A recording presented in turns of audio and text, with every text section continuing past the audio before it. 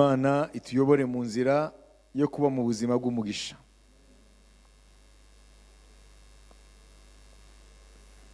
Yohana 14:23. Yesu aramusubiza ati, umuntu nankunda azitondera ijambo ryanjye, na data azamukunda, tuzaza ahari tugumane nawe. Amen. Amen. Amen.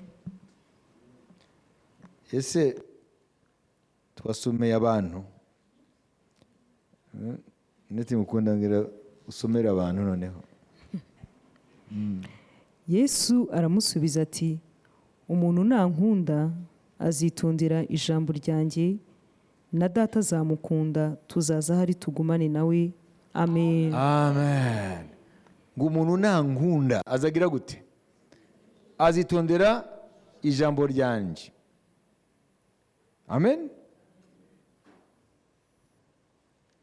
Kandi ngo data azamukunda, kandi jyewe na data tuzaza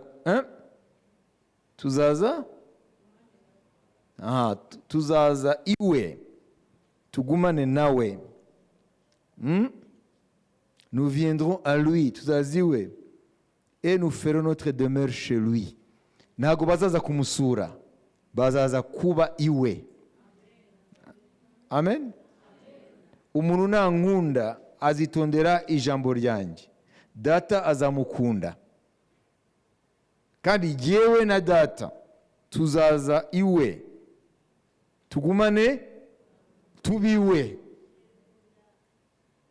Murabona kenshi abarokore bafite imvugo ngo Imana yadusuye. Iyo Mana isura ntabwo ari Imana, iyo ni Imana y'idini ryawe. Yesu ntabwo avuga ngo Imana izadusura, ngo umuntu nitondera ijambo ryanjye.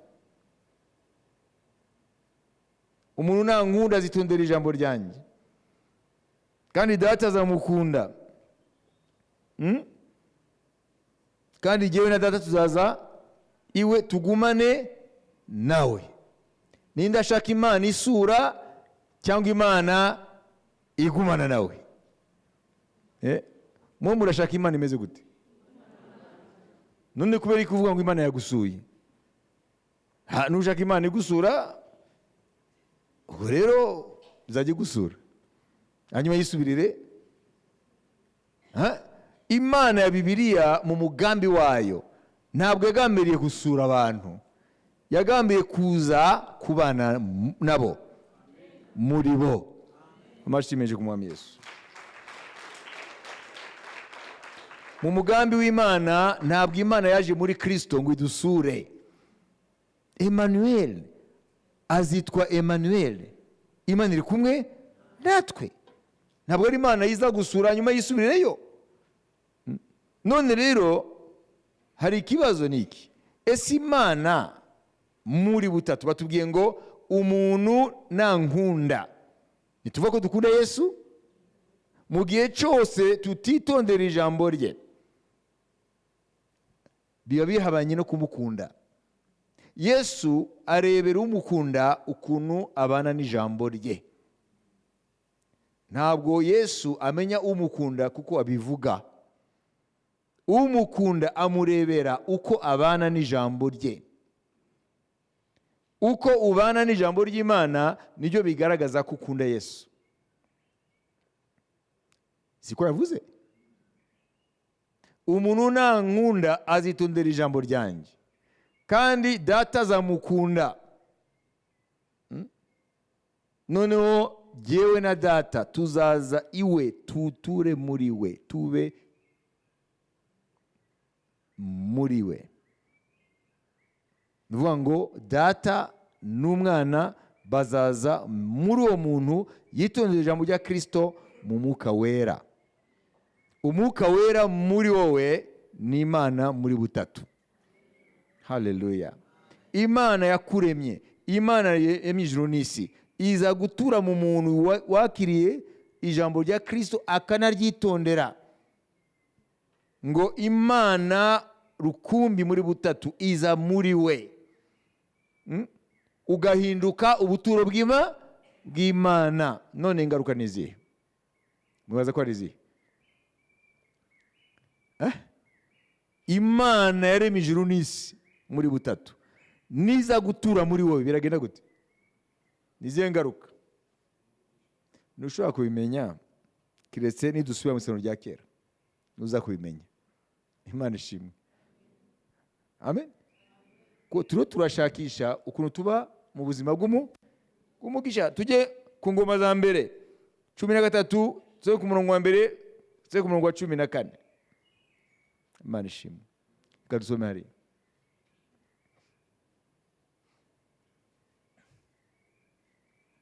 Uko Dawidi ajya inama n'abatware batwara ibihumbi n'abatwara magana n'abandi batware bose. Dawidi abwira iteraniro ry'Abisirayeli ryose ati, ibi niba mubishima kandi niba bivuye ku Uwiteka Imana yacu, dutume hose kuri bene wacu hasigaye mu gihugu cya Isirayeli cyose no ku batambyi n'Abalewi bari mu midugudu yabo n'ibikingi byabo, kugira ngo bateranire aho turi. Tujye kugarura isanduku y'Imana yacu muri twe, kuko tutayitayeho ku ngoma ya Sawuli. Abahateraniye bose bemera ko bagiye gukora batyo, kuko iyo nama abantu bose bayishimye. Amen.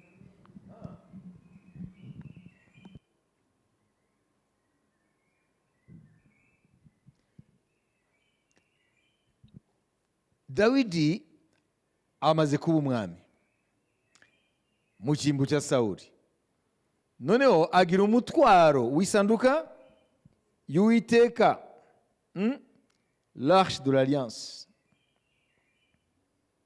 None isanduka y'Uwiteka amateka yawe n'ayahe? Igihe Isirayeli yavaga muri Egiputa bageze mu butayu, Imana yahise yereka Mose ibyo akwiye gukora mu mibanire y'Imana n'ubwo bwoko icunguye muri Egiputa.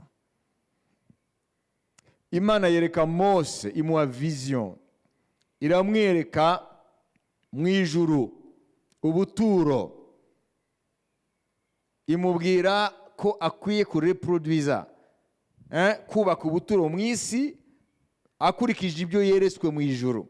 Imana imuha n'ibipimo ya buri kintu cyose, ubuturo bwera n'ibikoresho by'ubuturo. Imana imuha na mesure. Mu buturo n'ibikoresho by'ubuturo harimo isanduku y'isezerano. Imana imuha n'ibipimo byayo. Iyo ni irindi somo rigari rijyanye na tabernacle, ubuturo bw'Imana n'ibigize ubuturo. Buri kintu cyose gifite isomo yacyo, nicyo bisobanura mu buryo bw'umwuka. Iyo sanduka y'Uwiteka rero, hejuru ku mufundikizo wayo hariho abakerubi barebana, bagize amababa gutya bareba ku isanduka.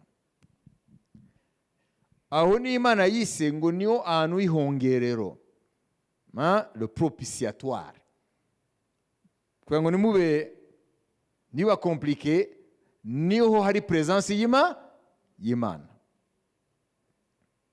Amen. Mu buturo bwera hari ahantu Imana yashize presence yayo, ni ku isanduka y'isezerano. Muri iyo sanduka murazi birimo, amen, harimo manu, harimo ya nkoni ya Haroni yarabije, amen, hariho n'aya mategeko. Ayusi. Amen. Noneho iyo sanduka y'Uwiteka uko bagendaga bimura ubuturo, nayo barayimukanaga n'ibikoresho byose bijyanye n'ubuturo. Ikarabiro, ibicaniro, iteka ko amatabaza 7, ameza y'imitsima idasembuwe n'ibindi. Aho bageze bagashinga ubuturo, muzi ko bamaze imyaka 40 mu butayu, bashiragaho tabernacle, ubuturo n'ibikoresho byose. Hanyuma mu gihe bageze mu gihugu cy'isezerano, ubuturo bwera babushinga ahantu hitwa Shilo. Umutambyi mukuru wari uhari yitwaga Eli. Igihe Eli rero yari umutambyi mukuru, mu butambyi bwe habaye ikibazo. kuko yari umutambyi mukuru, abana be bakaba abatambyi bafasha se. Bibiliya iravuga ngo abo bana be ntago bubahaga Uwiteka, bari abanyabyaha. Eli akamenya ibyaha by'abahungu be, ariko ntabacyahe, ntabafatira ibyemezo. Akabimenya, wenda akababwira ariko atabacyaha, ndetse anabahagarike. Imana rero irayimuhora. Iyo umuhoye rero, Imana ihagurutsa umwana muto witwa Samuel ngo azasimbure Eli. Amen. Byagenze gute rero nk'ibihano by'Imana? Imana yatumye Abafilisitiya babatera. Tuvuga uko byagenze. Samuel wa kabiri 6:15. Turo turashakisha amateka y'isanduka y'Uwiteka. Uko niyo tuzagusobanurira uyu munsi ririya jambo ngo umuntu nankunda azitondera ijambo ryanjye, kandi data azamukunda, jyewe na data tuzaza muri we. Reka tubivuge muri we. Amen. Duturemo muri we. Uwo muntu azahinduka ubuturo bw'Imana. Le temple ambulant. Temple igenda. Amen. Temple y'Imana. Hallelujah. Hallelujah. Amen. Reka tugende muri Samuel wa mbere ibice 4. Ibice 4. Duhera aho dukwiye guhera. Amen. Hallelujah. Mwageze?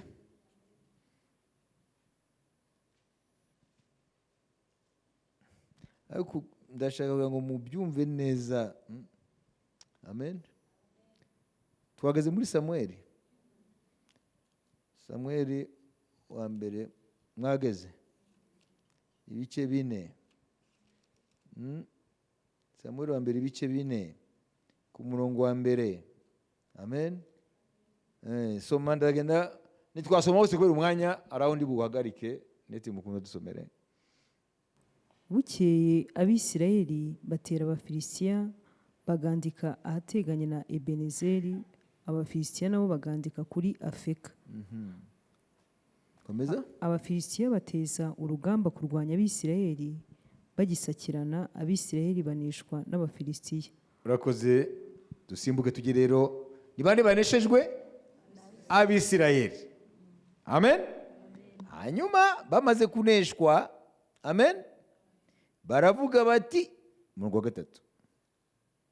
Nuko ingabo zigeze mu rugerero, abakuru ba Isirayeli barabazanya bati, niki gitumye Uwiteka tureka tukaneshwa uyu munsi imbere y'Abafilisitiya? Nimuze tujye kwenda isanduku y'isezerano ry'Uwiteka, tuyikure i Shilo, tuyizana aha, kugira ngo nigera muri twe idukize amaboko y'ababisha bacu. Amen. Amen. None bati impamvu twaneshejwe ni ukubera ko nta sanduka y'Uwiteka, twagiye kurwanana na sanduka. Ariko nshaka kubabaza, ese baratsinzwe kuko nta sanduka? Batsinzwe kuko ibyaha byari muri bo, kubera ko ubutambyi bwari bwahumanijwe. Mwabyumvise? Ariko bo baravuga ngo tugiye kuzana iyo sanduka. Nuvuga ngo iyo rero abantu batacubaha Imana, Satani ahita bashuka rero bakaba mu bintu bimeze nka superstition. Nuvuga ngo ku Bisirayeli isanduka yari imeze nka un objet fétiche, magie. Mwabyumvise? Nawe dushobora kwibeshya iyo tutakaje ubusabane n'Imana, noneho tukaba twasenga amasengesho akamera nka fetishi. Fetishi mu cyaricyo? Ntago mubizi ngo nukora gutya biragenda gutya. Ntimubizi se? Amen. Murabizi mu mico y'abantu, muri culture. Ariko bavuga bati nugira gutya biragenda gutya. Abisirayeli rero bibajije ko yasanduka ni nka objet fetishi. Nuvuga ngo ni isanduka yije ibintu byose biraza kugenda neza. Mwabyumvise? Reka rero bayizane rero. bakubitwe. Komeza nete mukono. maze abantu batuma i Shilo bavanayo isanduku y'isezerano ry'Uwiteka Nyiringabo wicara hagati y'abakerubi. Kandi abahungu bombi ba Eli, Hofuni na Finehasi, babaga ku isanduku y'isezerano ry'Imana. Isanduku y'isezerano ry'Uwiteka igeze mu rugerero, Abisirayeli bose bavugira hejuru n'ijwi rirenga, isi irarangira. Abafilisitiya bumvise urusaku rw'amajwi yabo barabaza bati, urwo rusaku rw'amajwi arenga ruturutse mu rugerero rw'Abaheburayo ni urw'iki? Hanyuma bamenya ko ari isanduku y'Uwiteka isesekaye mu rugerero rwabo. Nuko Abafilisitiya baratinya ko bavuze bati, Imana igeze mu rugerero rwabo. Baravuga bati, tubonye ishyano, kuko ibyo bitigeze kubaho. Murumva? Kugeza aho Abisirayeli barazi ko intsinzi iri buboneke tu. Iriya sanduku ubwayo ni icyubahiro, ko ni isanduka y'Imana nzima. Yesuwa yayise l'arche du Seigneur de toute la terre, ngo isanduka y'Uwiteka umwami w'isi yose. Murumva yuko isanduka igeze hariya barasakuje Abisirayeli bati noneho intsinzi irabonetse, isi iratigita. Abafilisitiya baza amateka yo sanduka kuba yumvise, amen, bati turapfuye turashize. Ariko kuko Imana ishaka kuba isomo Abisirayeli, amen, sanduka irahari. Imana ituma Abafilisitiya bati yewe guhunga ntacyo yatumarira, niduhagarare turwane nta kundi. Tubonye ishyano, ninde uzadukiza amaboko y'izo mana zikomeye? Izi nizo mana zateje Abanyegiputa ibyago bitari bimwe mu butayu. Nimukomere murwane kigabo mwa Bafilisitiya mwe, mutabe ibiretwa by'Abaheburayo nk'uko bari byo, murwane kigabo. Ugeze ku 11 umve. Nuko Abafilisitiya bararwana, Abisirayeli baraneshwa, barirukanka. Umuntu wese yiruha mu ihema rye. Habaho kurimbuka kunini mu Bisirayeli, hapfa ingabo zigenza n'amaguru inzovu 3, kandi isanduku y'Imana iranyagwa. N'abahungu ba Eli bombi, Hofuni na Finehasi, barapfa. Amen. Isanduka y'Imana iranyagwa. Abisirayeli baratsindwa n'Abafilisitiya. Isanduka y'Uwiteka iranyagwa. Nuvuga ngo abo Bisirayeli bari bazi ko iyo sanduka nize iyo iri bubahe intsinzi. Ariko intsinzi y'ubwoko bw'Imana ituruka ku ijambo Imana yababwiye ngo nimwitondera amategeko yanjye, mukababera mu ngeso zanyu zose buri munsi, uko nanjye ndi uwera. Nzaba ndi muri mwe, nzashiraho itandukanizo hagati yanyu n'andi mahanga. None igituma Imana irwana mu ruhande rwabo nticyari gihari, ni ukwera, ni ukurikiza ijambo ryayo, amategeko yayo. Bashize ku ruhande ijambo ry'Imana, ntago bubashe amategeko y'ubutambyi. Ibyaha n'umwijima niyo byari muri Isirayeli. Isanduka rero barayizana ku rugamba, ahubwo baratsindwa mu buryo buteye ubwoba. Hanyuma ni isanduku ubwayo inyagwa n'inakebwa z'Abafilisitiya. Isomo ni irihe? Isomo nuko nta na kimwe gishobora gusimbura kubaha Imana mu mutima wawe. Nta na kimwe gishobora gusimbura ubusabane bwawe n'Imana. Nta na kimwe gishobora gusimbura ijambo ry'Imana kuryitondera. Ibindi byose wakora ntabwo bizakurura presence y'Imana. Ari amasengesho, murabona ari n'ahandi bumva ngo basiga abarwaye amavuta n'ibiki byose cyangwa ibiki, bakibaza yuko gufata amavuta yayo bagasuka ku bantu ngo nibyo bibuzane impinduka. Ntayo, kuko ibyo byose bishingiye ku kwitondera ijambo ry'Imana. Mu gihe ijambo ry'Imana rititonderwa, nubwo bagusiga amavuta angana gute ntacyo bitanga. Amasengesho nayo nimba adashingiye mu kubaha ijambo ry'Imana no kuryitondera ntacyo bitanga. Byose bihinduka nimushaka abazi yuvuga amasengesho adashingiye mu kubaha Imana no kwitondera ijambo ry'Imana. Tufate adashingiye mu kwitondera ijambo ry'Imana, ça devient des prières fétiches. nayo yinduka amasengesho ya fetish. Mwabyumvise? Ni nko gufata isanduka y'Uwiteka kandi nta busabane ufitaniye n'Uwiteka. Nta ni dayimoni ishobora kuyitinya. Mwabyumvise? Kuza mu materaniro utitondera ijambo ry'Imana, ça devient pour toi un culte fétiche. Iba iteraniro fétiche. Fétiche nabuze uko mbivuga. Ariko nabisobanuye mumva, ni nko wafata ikintu ngo iki kintu yo nkigize gutya, sibyo? Ibintu bigenda gutya. Isanduka y'Uwiteka iratinyitse, uwayizana ku rugamba tuzatsinda. Kandi iyo Mana nyiri isanduka ntago muri kumwe nayo. Nawe rero mu buzima bwawe ibintu byose wakora ngo Imana ibizemo, ngo Imana igaragare, bishingiye ku kwitondera ijambo ryayo. Nutitondera ijambo ryayo, amasengesho ukora n'ibindi wakora, bagusukeho amavuta, ugire gute, byose n'ubusa. Muzaje mufata icyo ukora utitondera ijambo ry'Imana, hanyuma ugihindure ibyo bita un mot composé, amagambo ahujwe, uvuga uti prière fétiche, onction fétiche. Fétiche, fétiche, fétiche. Nuvuga ngo ni ibintu ukora byitwa ko biguzanira umugisha w'Imana, ariko ntawo, kuko ni ibintu bikorwa gusa nka fétiche gusa. Mwabyumvise? Haleluya. Amen. Buri kintu cyose kidashingiye mu kuba ijambo ry'Imana uzajya ugihindura mo composé, sibyo? Mwabyumvise? Ufate icyo kintu ukora umwereze fétiche. Nukuvuga simfite ijambo ry'Ikinyarwanda ariko nabasomeye le sens. Mwabyumvise? Ni ikintu ufata ukumva ko nukigira icyo kintu kirakuzanira umugisha.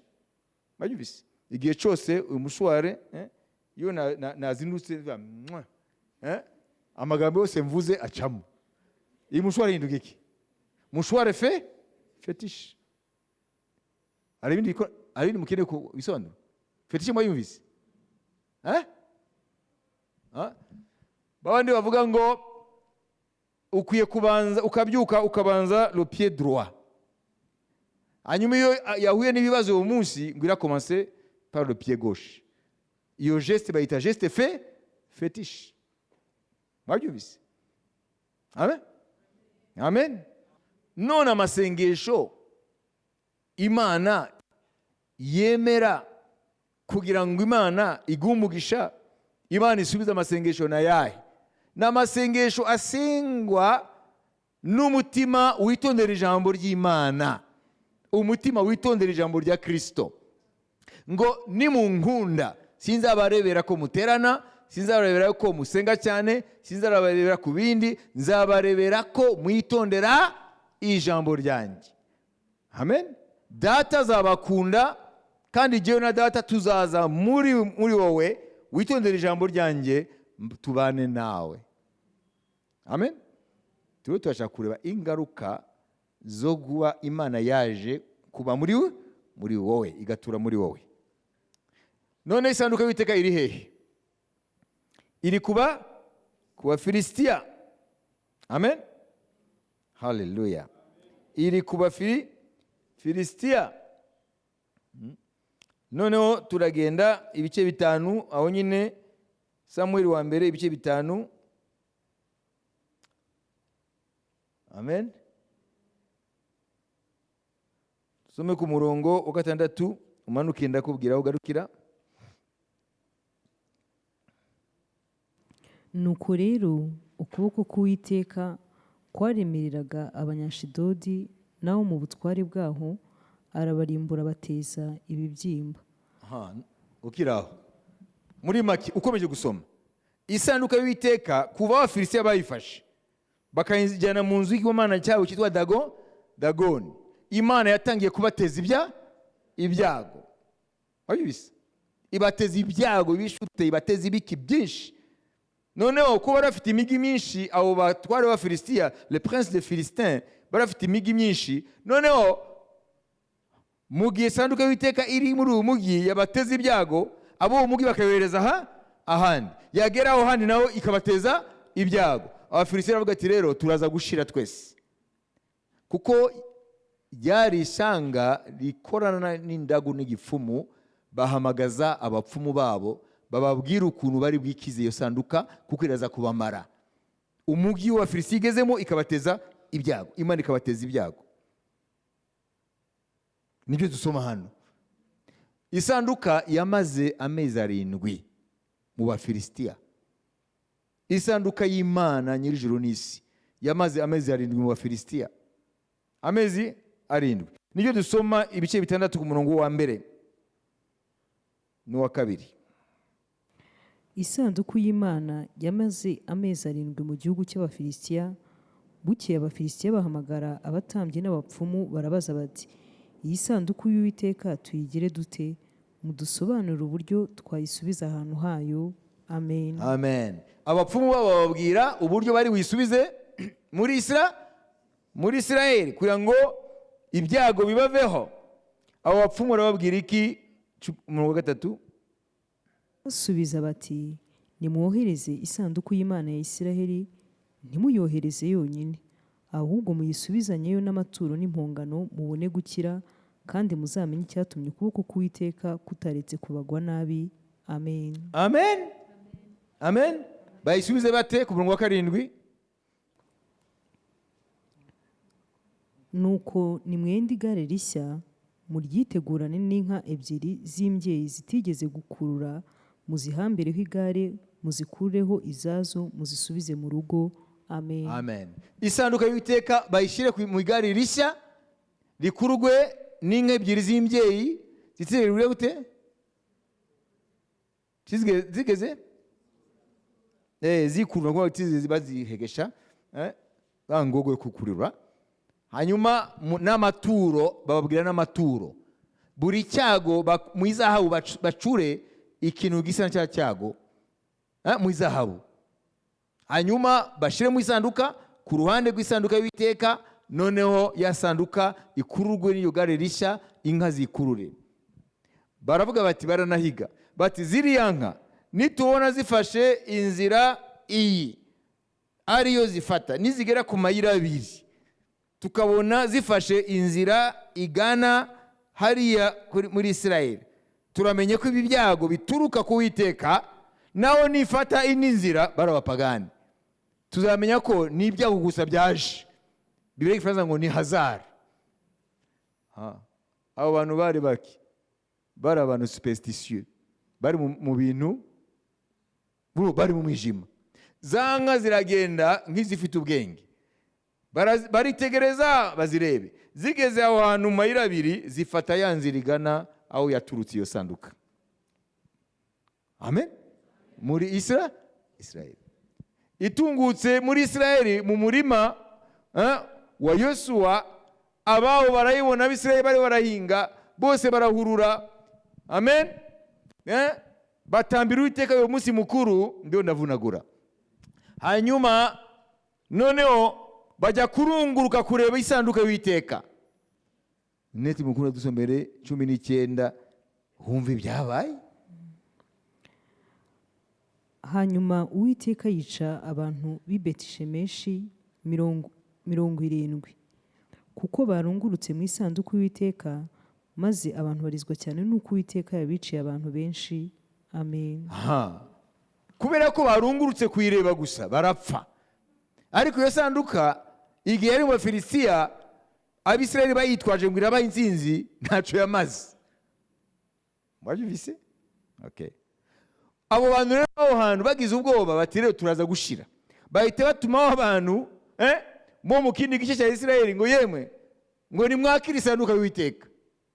Nabo Abafilisitiya bayikijije ngo tuyohereze muri Isirayeli, turaza gupfa. N'Abisirayeli aho yageze ubwa mbere babona ibibaye, baratinya, no batumaho abantu bo mu kandi gace ngo nimwende isanduka y'Uwiteka. Ibice 7.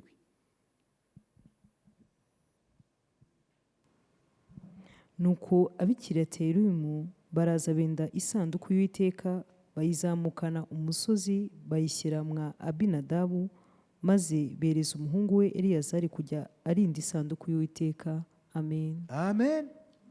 Amen. Kabiri. Aho isanduku igereye Ikiriyatayarimu, hashize igihe kirekire cy'imyaka 20, ab'inzu ya Isirayeli yose bashaka Uwiteka barira. Amen. Isanduka y'Uwiteka imaze kugera aha kabiri muri Isirayeli, kuko ahambere bayitinye, kuko yabateje ibyago, yabiciyemo abantu 70, kuko bayirungurutse gusa ngo barebe. None igeze hariya Kiriyatayarimu, yahageze, noneho bayijyana mu nzu ya Abinadabu. Mu nzu ya Abinadabu. Ntabwo watubwiye ko ari we yayisabye. Bajya mu nzu ya Abinadabu, ateka umuhungu we Eliyazari ngo azajye ayirinda. Iryo jambo muri surinye. Ngo Eliyazari son fils pour garder l'arche de l'Éternel. Garder. Kurinda. Amen. Isanduka y'Uwiteka igiye hariya Kiriyatayarimu hariya, none bayigeje mu nzu ya Abinadabu. Abinadabu ateka umuhungu we Eliyazari ngo azajya ayirinda. Imara kwa Abinadabu imyaka 20. Okay? Kuko umwanya ari muto.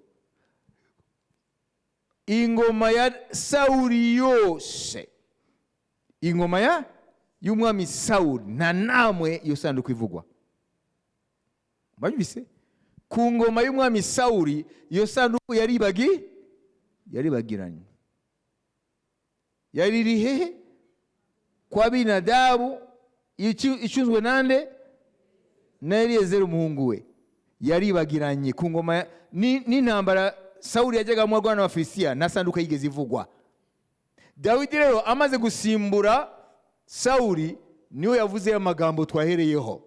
Akoranya abakuru ba Isirayeli bose, arabateranya, hanyuma arababwira ati, isanduku y'Uwiteka ku ngoma y'umwami Sawuli ntago twigeze tuyitaho, kuko yamazeho igihe kirekire.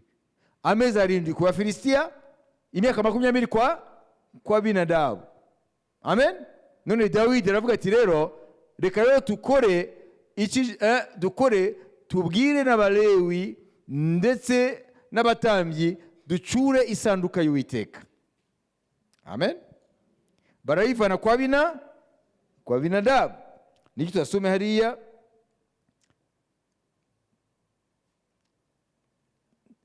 ingoma za mbere. Kurikira nurambirwe. Ntiwavuze ko ushaka ubuzima bw'umugisha. Kurikira. Imana yabwa icyubahiro. Nusinzira karakubana. Eliya yabwiye Elisa ngo kanura, ngo numbona nandukana nawe icyo wansabye urakibona, ariko nurangara gato gusa biragucika. Imyaka yose wankurikiye ukareka business yawe izabipfuye ubusa. Nawe kwiriza kuva mu gitondo, kanura, kurikira, kugira ngo wakire icyatuma ubuzima bwawe buba ubw'umugisha. Ingoma za mbere 13 rimwe twasomye. Byagenze gute? Somere. Nuko Dawidi ajya inama n'abatware batwara ibihumbi n'abatwara magana n'abandi batware bose. Dawidi abwira iteraniro ry'Abisirayeli ryose ati, ibi niba mubishima kandi niba bivuye ku Uwiteka Imana yacu, dutume hose kuri bene wacu basigaye mu gihugu cya Isirayeli cyose, no ku batambyi n'Abalewi bari mu midugudu yabo n'ibikingi byabo, kugira ngo bateranire aho tujye kugarura isanduku y'Imana yacu muri twe, kuko tutayitayeho ku ngoma ya Sawuli. Tutayitayeho ku ngoma ya Sawuli. Mwamenya aho yari iri. Okay. Nibayizanye. Amen. Bayizana muri bwa buryo bwa Filisitiya ikurwa n'igare. Kandi mateko ya Mose ntabwo isanduka y'Uwiteka itwagwa n'igare, ihekwa ku bitugu by'abatambyi. Noneho mu nzira zanga ziratsikira isanduka ita equilibre. Noneho uwitwa Uzi ajya kwiramira Imana iramutsindaho. Mwabyibise ndio nanyaruka. Dawidi abibonye agira ubwoba, aravuga ati iyi sanduka ninjya niwanye ndapfa. Mwabyibise hanyuma ashakisha rero waba igitambo. Amen. Ati murabizi ndahinduye, nitwijyane Yerusalemu, nitwijyane Siyoni. Nimuyerekeze. Mwabyumvise? Nimuyerekeze kwa Obededomu. Murumva? Reka dukomeze. Muraza kubyumva. Mwibaza ko ingorane ni zubu. Amen. Amen. Wageze ku noneho 11 ugeze kuri 14. Dawidi ababazwa n'uko Uwiteka asumiye Uza aho hantu ahahimba Peresuza na bugingo n'ubu. Uwo munsi Dawidi atinya Imana aravuga ati najyana nte isanduku y'Imana imuhira iwanjye. Nuko Dawidi ntiyacumbukura iyo sanduku ngo ayicyuriwe mu rurembo rwa Dawidi, ahubwo ayinyuza hirya ayicyura mu rugo rwa Obededomu w'Umugiti. 14. Isanduku y'Uwiteka imara amezi 3 mu maboko wa Obededomu iri mu rugo rwe. Uwiteka umugisha urugo rwa Obededomu n'ibyo yari afite byose. Amen. Amashi menshi ku Mwami Yesu Kristo. Haleluya. Haleluya. Igisanduka yari kwa Abinadabu, ngo icunzwe n'umuhungu we Eliyazari. Yamaze imyaka ingahe? Ariko Bibiliya ntabwo ivuga ingaruka zabaye kuri urwo rugo. Ntabwo wibaza. Isanduka yamaze imyaka 20 kwa Abinadabu, icunzwe n'umuhungu we Eliyazari. Ntabwo twumva ko hari icyo Uwiteka yakoreye urwo rugo. Ariko isanduka imaze amezi 3 kwa Obededomu. Amen. Uza amaze gupfa, Dawidi agatinya kwicura mu rurembo rwe, agahita yerekeza kwa Obededomu. Amezi 3 yonyine Imana yahaye umugisha Obededomu n'urugo rwe n'ibirurimo byose, kugezaho inkuru igera kwa Dawidi. Aturazi kubaho wa undi nyagupfa wari werekeje isanduka kugira ngo nawe arimbuke. Ntabwo yabikoze ku bugome, niyo nagize gutya. Mwabyumvise? None Uwiteka yamugiriye neza. Kuva isanduka yinjiye, ibintu byose Imana yabihaye umugisha. Amashi menshi ku Mwami Yesu Kristo. Ibintu byose Imana yabihaye umugisha. Umwami arabyumva. Haleluya. Amen. Amaze kubyumva rero, haleluya, amaze kubyumva umwami aravuga ati mbega umugisha niteje. Haleluya. Kuko Dawidi yakundaga imigisha y'Imana. Haleluya. Noneho amaze kubona iyo sanduka, amaze kumva yuko iyo sanduka Uwiteka yahaye umugisha inzu ya Obededomu. Amen. Ahita afata icyemezo cyuko iziwe. Bwa bwoba burashira. Amen. Tumaze gusoma acyura isanduka y'Uwiteka, ayivana kwa Abinadabu, ayijyana iwe, anyuma mu nzira abona ibibaye kuri Uza ko yapfuye, ahita yerekeza kwa Obededomu. Sibyo? Reka kandi batubwire kandi yindi element tukwiye kumenya. Samuel wa 2 ibice 6 ku murongo wa 1 n'uwa 2. Bukeye Dawidi yongera guteranya ingabo zose zatoranijwe muri Isirayeli, abantu inzovu 3. Dawidi ahagurukana n'abo bantu bose bari kumwe nawe bava i Bariyuda bajya kwenda isanduku y'Imana yitirirwa rya zina, ari ryo zina ry'Uwiteka Nyiringabo wicara ku bakerubi. Amen. Urakoze. Noneho bayerekeza kwa Obededomu 11. Imara mu nzu ya Obededomu w'umunyagati. N'ahandi twasomye bya bindi, ariko ntabwo Bibiliya ipfa kwirepeta. Hari ijambo riri hano ritari hahandi.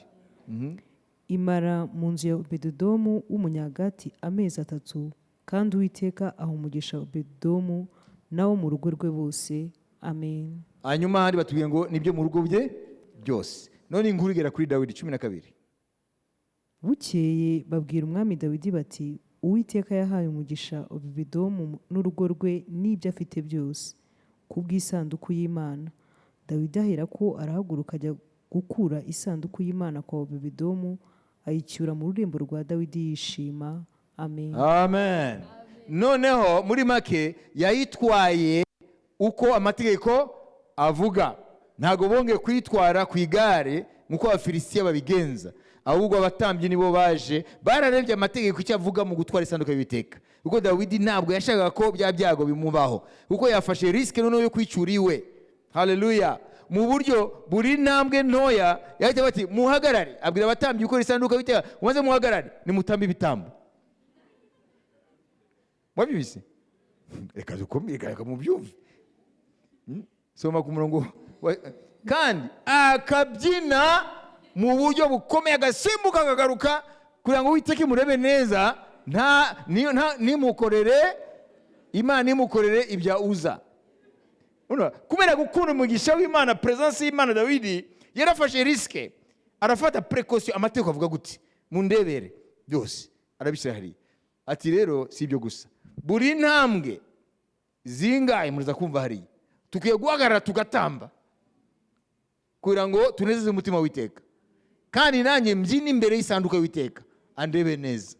Imana yahabwe icyubahiro. Yarazi gukurura imigisha y'Uwiteka. Amen. None se niyabigezeho? Soma ku murongo wa 12 ugeze ku murongo wa 15.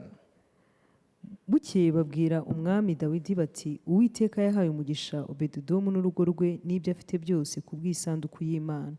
Dawidi ahera ko arahaguruka ajya gukura isanduku y'Imana kwa Obededomu, ayicyura mu rugo rwa Dawidi yishima. Nuko byagenze bityo, abahetse isanduku y'Uwiteka batambutse intambwe 6, ahatambira imfizi n'ikimasa cy'umushishi. Intambwe zingahe? Ibaze urwo rugendo rwose. Bagezeho bwije. Kubera iki? Ati ntawamenye, wasanga ari ibitekerezo bibi twagize.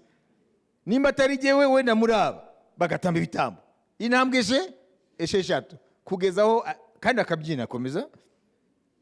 Dawidi yireka imbere y'Uwiteka aca ikibungo, kandi yari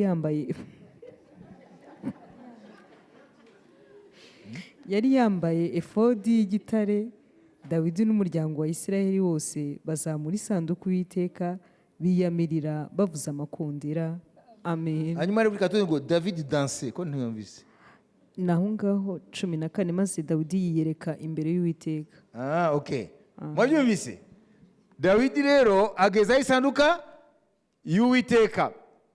Benedata nimukugire. Kurikira nimurangare. Mumere nka Elisa akwiye gutumbera Eliya kugira ngo ahabwe umugisha w'Imana. Badusubize wa mutwe twasomye yare. Urashaka kuba mu buzima bw'umugisha? Jewe ndabishaka. Wewe urabishaka? Haleluya. None nimba isanduka y'Uwiteka, l'arche de l'alliance. Amen. Ark of covenant.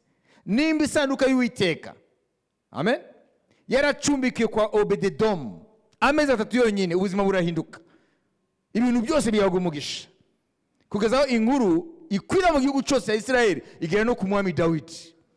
Agira ishari ryiza, aravuga ati reka nyicyure nijyane n'ubundi, amen, niguma hariya nta mugisha, n'ingoma nta mugisha izabona. Amen. Ariko tugaruke inyuma gato. Kubera iki aho yamaze imyaka 20, aho isanduka y'Uwiteka ivuye mu Bafilisitiya yamaze imyaka 20 kwa Abinadabu, kuki nta mugisha yahawe imyaka 20? Uwayicumbikiye amezi 3 yahawe umugisha, uwayicumbikiye imyaka 20 nta mugisha. Kubera iki? Kubera rya jambo ryavuzwe ngo yahise hamagara umwana we Eliyazari ngo cunga. Nuvuga ngo yayifashe isanduka ayishira hariya, none umwana we arayicunga nk'umuhango.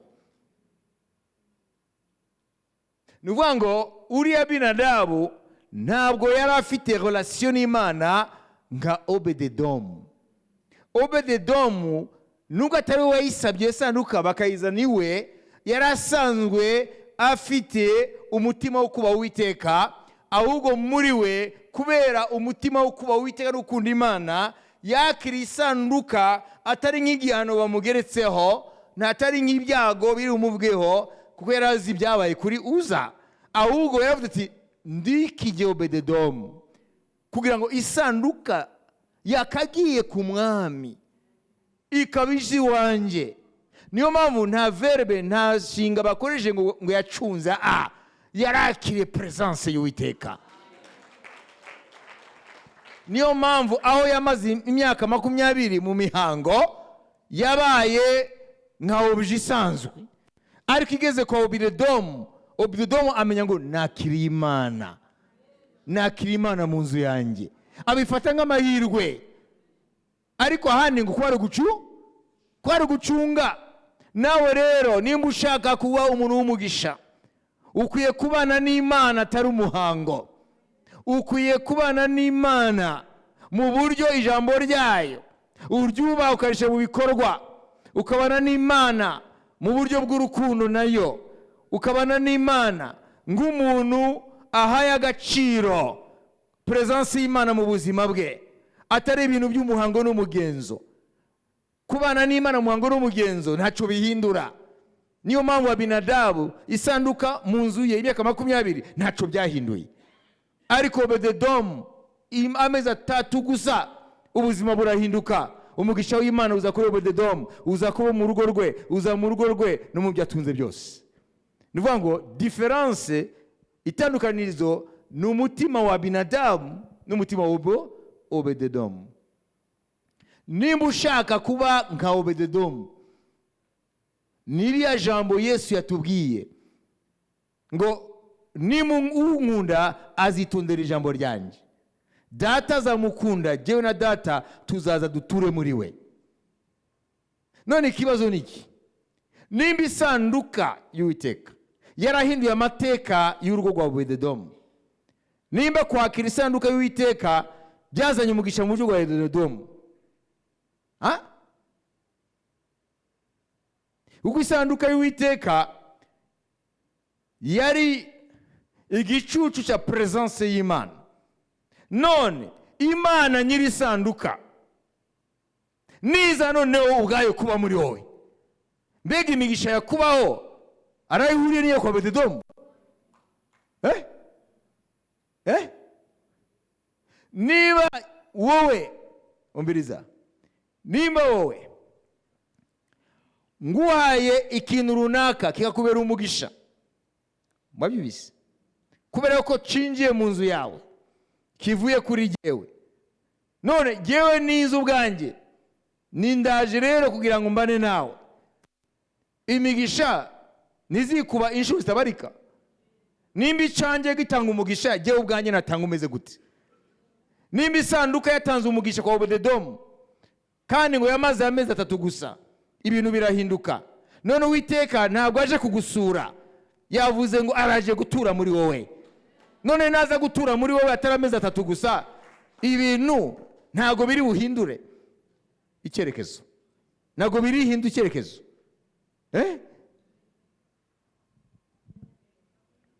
Amen. Ikibazo rero, imigisha y'Imana ntabwo Imana iretena, ni Imana ikunda gutanga, ni Imana ikunda gutanga umugisha. Ariko niba nta mugisha uboneka ku bantu bitwa ko basenga Imana, nuko benshi babanye n'Imana nka Obededomu, nka Abinadabu uko yabanye n'isanduka y'Uwiteka. Suzuma rero mu buzima bwawe Kristo ubanye gute n'ijambo rya Yesu? ese ijambo ry'Imana riguhindisha umushitsi? Uko Obededomu yahinze umushitsi mu kwakirija isanduka y'Uwiteka, abifata nka privilege, abifata nk'umugisha, nk'amahirwe adasanzwe. None wowe ijambo ry'Imana kuvaho ryakujeho cyangwa rikomeza kukuzaho, ubanye naryo gute? Kuko yatubwiye ibanga ry'uko Imana itura mu muntu, ngo nunkunda uzitondera ijambo ryanjye, jyewe na data tuzaza muri wowe duture muri wowe. None reflexion, igitekerezo nyamukuru niki? Nimba isanduka y'Uwiteka yarazanye umugisha mu rugo rwa Obededomu, kuko ariho bayijyanye, ibintu bigahinduka, umugisha ukivuga, kugezaho ubuhamya bw'umugisha w'Imana bugera kuri Dawidi. Dawidi agira ishari ryiza, ayivana kwa Obededomu kugira ngo uriya mugisha uze ku ngoma ye. None Imana nyiri isanduka y'Uwiteka niyo tuvuga uyu mugoroba. Imana nyiri isanduka y'Uwiteka, presence ya arche d'alliance, presence y'isanduka y'Uwiteka yazanye umugisha. None kwakira Imana nzima muri wowe, iyo migisha wumva yangana gute? Niki cyasigara kidahindutse mu buzima bwawe? Kuko isanduka mu nzu ya Obededomu yatumye Imana ihindura ubuzima bwose bw'urugo n'abarurimo n'ibirurimo. Ubuhamya bugera no kuri Dawidi, kugira ngo bugere kuri Dawidi bwakwiriye igihugu cyose. None Yesu yavuze ririya jambo rite mukunda ngo dusomere, ririya jambo rikomeye cyane. Amen. Yohana 14:23. Iyo niyo jambo nyamukuru. Yesu aramusubiza ati, umuntu nankunda azitondera ijambo ryanjye, na data azamukunda, tuzaza ahari tugumane nawe. Amen. Amen. Aya magambo ni y'ukuri. Umuntu nankunda azitondera ijambo ryanjye. Ntuzigere uvuga gukunda umwami utitondera ijambo rye, uzaba wibeshye. Gukunda umwami bijyanye no kwitondera ijambo rye. Iri jambo nuryitondera, aravuga ngo umaze kunyizera ukitondera iri jambo, nicyo kimenyetso cyuko unkunda. Kandi nunkunda ukitondera ijambo ryanjye, data nanjye tuzaza muri wowe, ni ngo mu mutima wawe, duture muri wowe forever. Nago baje amezi 3. Niyo mpamvu natanga imbabwira ngo Imana yacu ya Bibiliya ntago isura, ishaka kuza gutura. Mwebwe aba Beteli muhindure ya mvugo ngo Imana yadusuye, muyirekere abanyedini. Kuko Imana muri Kristo ntabwo yaje gusura. Yitwa Emmanuel, Dieu avec nous. Imana iri kumwe natwe. Iyo Mana isura abantu ni Imana yidini. Imana nzima yaremye ijuru n'isi, se umwami wacu Yesu Kristo. Ntabwo gahunda yayo ari kugusura, gahunda yayo ni kuza gutura muri wowe, kugira ngo ihindure ubuzima bwawe, ihindure urugo rwawe, ihindure buri kintu cyose, ikwinjize mu ruzi rutemba mu migisha. Imana ihabwe icyubahiro. Haleluya.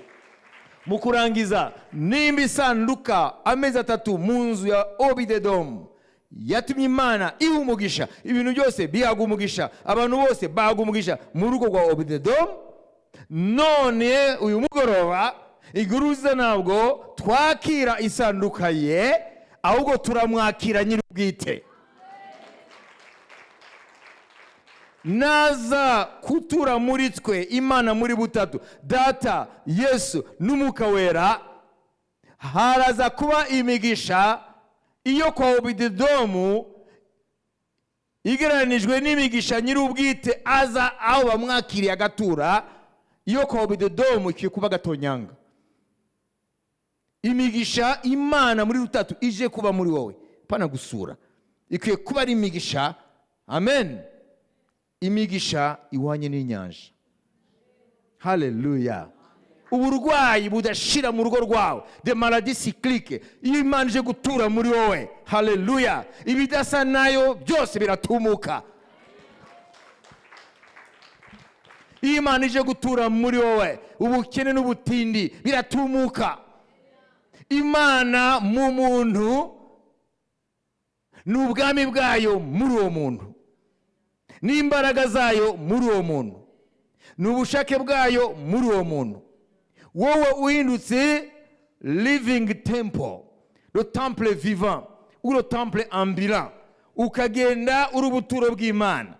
Ni ngombwa presence y'Imana igaragaza ukubaho kwayo. None uyu mugoroba wa mbere amasengesho dushaka kwibaza ukuntu isanduka y'Uwiteka amezi 3 gusa mu rugo rwa Obededom ahindura amateka ya Obededom n'urugo rwe. None Yesu yatubwiye ngo ntabwo ari isanduka ndi buzani wawe, ahubwo Imana nzima niza kuza muri wowe. Kandi niza kuza muri wowe ntabwo ije kuhamara amezi 3, ije kuba muri wowe iteka ryose. Iryo niryo banga ry'ubuzima bw'umugisha. Amen. Kuba warakira Imana nzima muri wowe, Data, Umwana n'Umwuka Wera bakaza gutura muri wowe. Amen.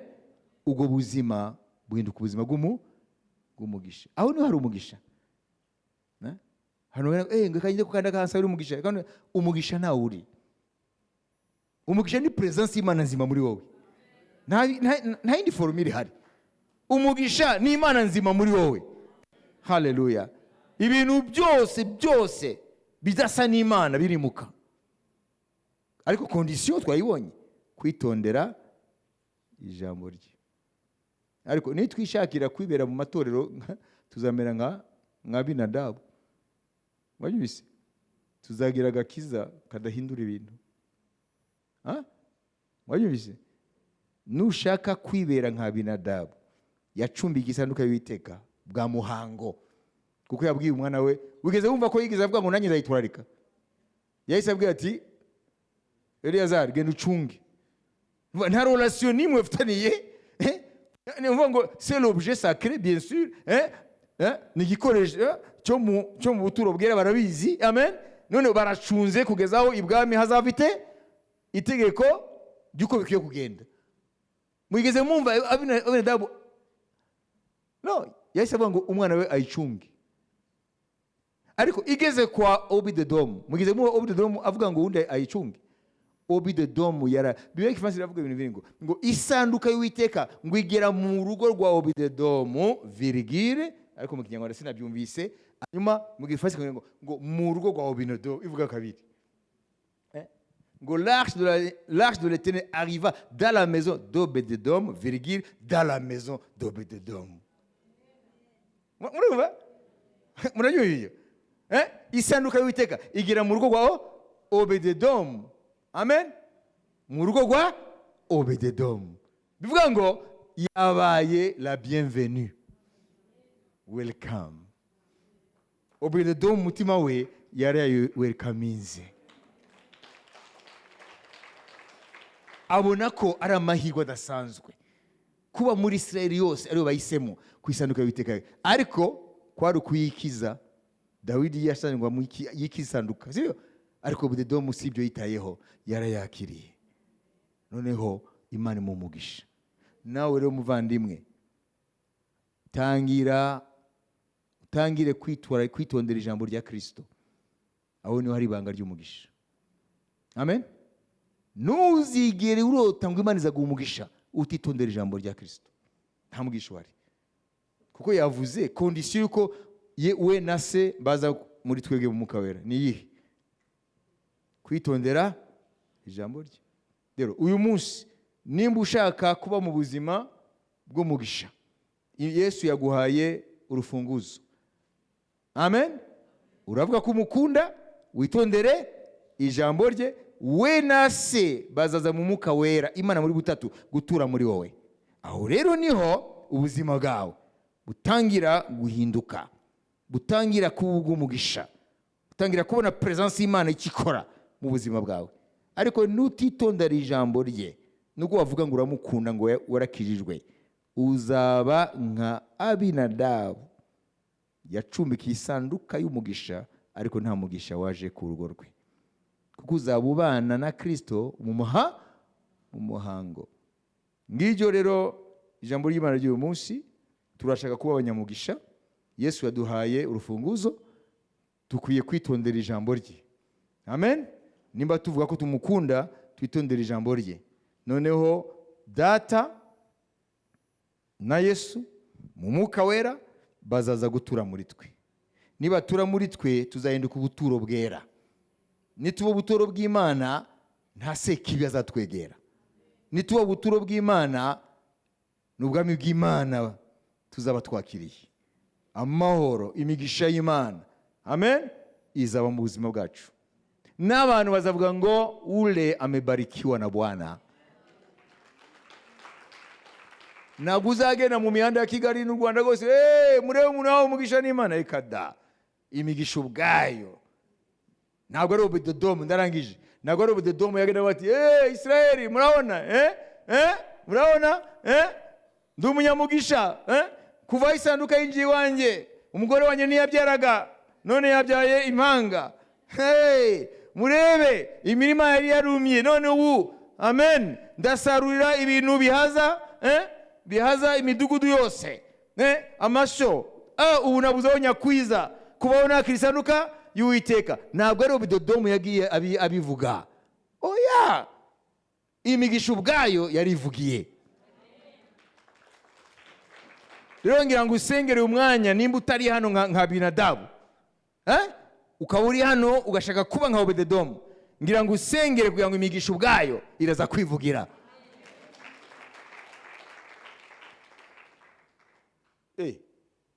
Mwumvise? Ibanga ry'imigisha mwayumvise? Amen. Mu nzu y'Imana hariho abantu b'uburyo bubiri. Harimo Abinadabu, harimo n'aba Obededomu. None baza mugenzi wawe nubwo ari kure yawe, arumva kameme. Mubazete uyu mugoroba uri Abinadabu cyangwa uri Obededomu? Imana irashaka, irifuza ko mu nzu yayo bose bahinduka aba Obededomu.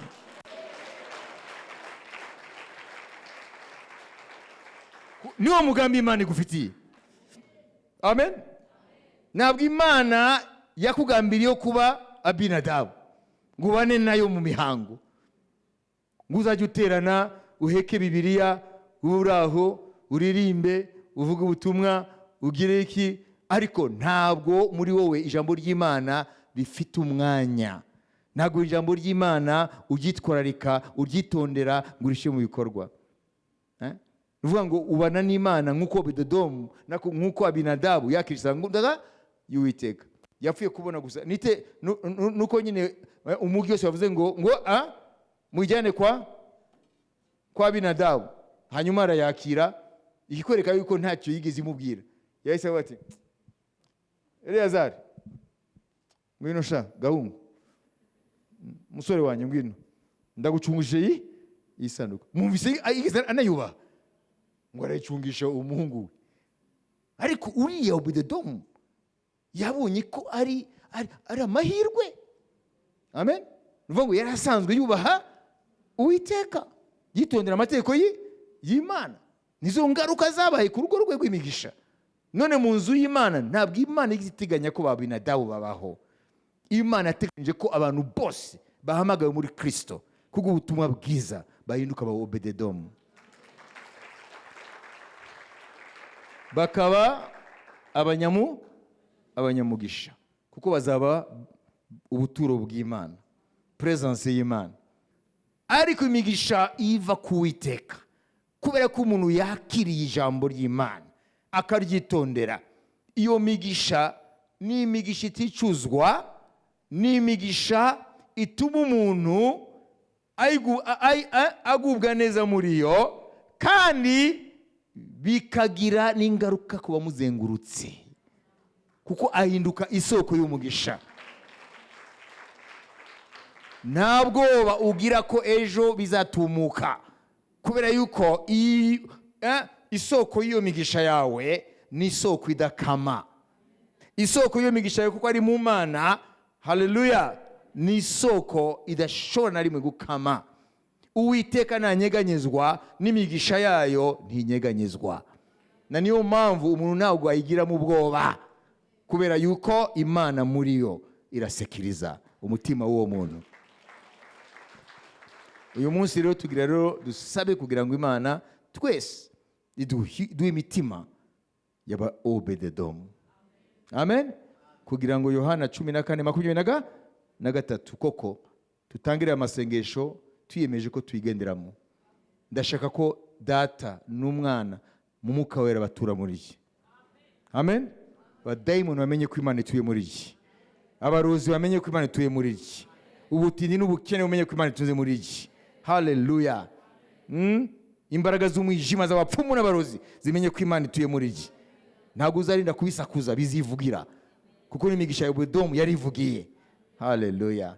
Ntabwo abantu bazavuga bati bazareba gusa changes. Vuga muti bazareba changes. Bazareba changes uko zigenda ziyopera muri wowe. Uko bukeye uko bwije.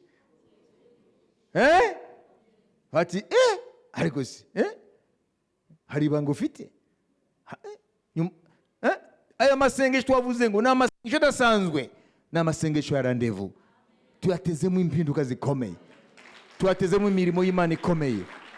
Hallelujah.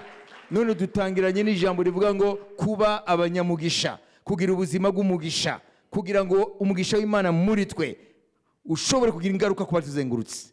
Imana yubahwe, abantu bubaha Imana yawe, abantu bubaha Imana usenga, abantu bubaha Imana wakiriye, kubera ko Imana ntabwo iza ngo isinzire, ngo iceceke, ngo iryame. Iraje ngo binyuze muri wowe yivuga amazina, yivuga ibigwi, yerekane uko umuntu yizera by'ukuri, uko ubuzima bwe bumera. Rero ahantu hari amaganya, hari imyitotombo, hari amarira, hari ibiki, nubwo uwo muntu yabasenga, yaba afite itorero, ari ikibazo, ntafite Imana nzima. Ibandi babyumvise ubutumwa bw'uno munsi, ibandi bashaka kuba ba obededomu. Amen. Umunsi nagucumbikira isanduka, uracumbikira Imana nyiri isanduka. Duhaguruke. Hallelujah. Dufate umunota umwe umuntu wese yange kuba Abinadabu. Bivuge n'akanwa kawe. Uti Mwami umbabare igihe cyose nabanye nawe nk'Abinadabu. Nkabana nawe mu mihango n'imigenzo. Abinadabu wamumvise. Uyu munsi wamugiranye n'umukristo w'imihango n'imigenzo. Wange kuba Abinadabu. Wange kwakira ijambo ry'Imana nk'imihango n'imigenzo, ntihagire icyo rikorera, ntugitwararike, ariko urashaka kuba obededomu. Nimba warangije gusenga kabwira Imana ngo Mana umbabarire, nimba nabaye mu nzu yawe nk'Abinadabu ubimbabariremo. Nshaka mpinduka muri aya masengesho, nshaka kugira umutima wa obededomu, nakira ijambo ryawe, nakira isezerano ryawe, hanyuma mbyitondere, biyobora ubuzima bwanjye. Ijambo ryawe abaririba inyobozo y'ubuzima bwanjye, umutima wanjye wuzure kuba Imana no gushima Imana no kumva ko ari amahirwe, ari ubuntu budasanzwe kuba Imana yemeye kugerera muri njyewe, yemeye kuza gutura muri njye. Niba maze gusenga rero, reka rero dufatanye gusenga. Hallelujah. Data, mu izina rya Yesu Kristo, ndakweretse ubwoko bwawe, ndakweretse itorero ryawe, ndakweretse abana bawe, ndakweretse abakozi bawe. Banze Mwami utugirire imbabazi igihe cyose twitwaye nk'Abinadabu, igihe cyose twabaye mu ijambo ryawe nk'umuhango, igihe cyose tutitondeye ijambo ryawe, tukaza mu nzu yawe nk'umuhango, tukaza kugukorera nk'umuhango, ariko mu mitima yacu ntabwo harimo icyo kintu, la crainte respectueuse, icyo kintu cyo kumva ko Imana kutwakira na amahirwe adasanzwe, Imana kwemera kuza muri twe, igatura muri twe, tugahinduka ubuturo bwayo bwera na amahirwe adasanzwe n'ubuntu buhambaye. Utubarire Mwami igihe cyose twitwaye nk'Abinadabu, na niyo mpamvu nta mpinduka nyinshi twabonye mu buzima bwacu.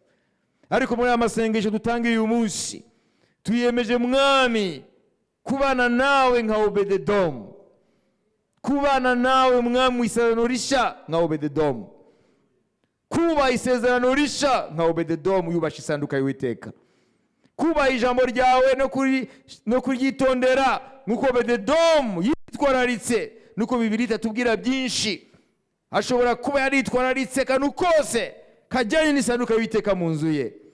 Mwami, natwe tugiye kwitwararika ijambo ryawe kugeza ku kanyuguti ka nyuma, mu izina rya Yesu Kristo.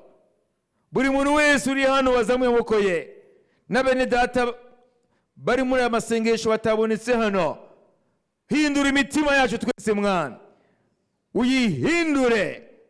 Nimba harimo ubukonje bwa Binadabu, uduhe imitima Mwami yuzuye urukundo rwawe nk'umutima wa Obededomu, mu izina rya Yesu Kristo. Umutima buri muntu wese uhinduke mushya. Aho hose Mwami imitima Satani yayiteye ikaba indifera ku ijambo ryawe, tukabana n'ijambo ryawe nk'umuhango kuko twabyumvise inshuro nyinshi. Reka uyu munsi Mwami uzane renouveau muri twebwe, uzane impinduka mu mitima yacu, uzane Mwami kuba bashasha mu mitima yacu, uko twabanaga n'ijambo ryawe bihinduke bishya mu izina rya Yesu Kristo. Buri jambo ryose Mwami rizana ibyishimo mu mitima yacu, buri jambo ryose Mwami turyakire umunezero mu izina rya Yesu. Twumvise yuko ngo ugukunda azitondera ijambo ryawe, ngo data azamukunda kandi wowe na so muzaza muri we mu Mwuka Wera muture muri we. Turashaka twese Mwami tuzarangiza amasengesho twahindutse ubuturo bwera, Imana nzima ituye muri bwo, kugira ngo umugisha wawe Mwami utangire utubonekeho, umugisha utubonekeho, uboneke mu ngo zacu, uboneke mu bavandimwe bacu, uboneke mu batwegereye. Umugisha wawe wivugire, aho niwo tuzaresha benshi mu gakiza, aho nizatuma benshi baza mu gakiza, kuko bazabona itandukanirizo hagati y'imigisha y'Imana imigisha y'Imana n'ibyo isi yita imigisha. Mu izina rya Yesu turazi ko imigisha yawe itangira mu mwuka igafata no mu bifatika. Uhereye none buri muntu wese Mwami mu nzu yawe ahinduke Obededomu, uture muri we iteka ryose, kandi mu buzima asigaje bugaragaza umugisha w'Imana, abe umunyamugisha. Ibyakoze byose umugisha ubizeho, icyo avuze cyose giherekezwe n'umugisha. Uwo asuje wese ahabwa umugisha. Tube Mwami wa Obededomu. Turamya ko umugisha utagumye kwa Obededomu, wavuye kwa Obededomu ugera no ku bavandimwe, ugera no muri quartier, ugera ahantu hose, kugira ngo ugere mu matwi ya Dawidi nuko ubuhamya bwakwiye hose. Reka rero buri muntu wese mu nzu yawe ahinduke Obededomu, ahinduke umunyamugisha, kandi uhereye none atangira byiboneho, n'ababana nawe babibone, n'abamuzi babibone, kugira ngo bamenye ko Imana yakurikiye ntabwo ari ikigwamana, ni Imana nzima, ni isoko y'umugisha, umugisha uticuzwa, umugisha utungisha. Mu izina rya Yesu